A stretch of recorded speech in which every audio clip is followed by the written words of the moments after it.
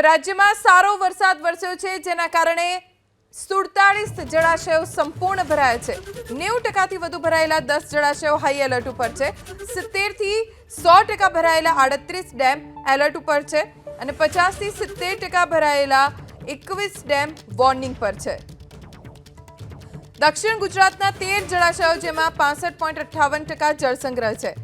ગુજરાતની જીવાદોરી સમાન સરદાર સરોવર ડેમ, જ્યાં 60%થી વધુ જળસંગ્રહ છે।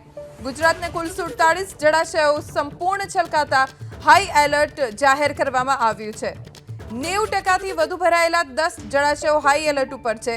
70%થી વધુ ભરાયેલા 38 ડેમ એલર્ટ ઉપર અને 50 થી 70% ભરાયેલા 21 ડેમ વોર્નિંગ પર છે।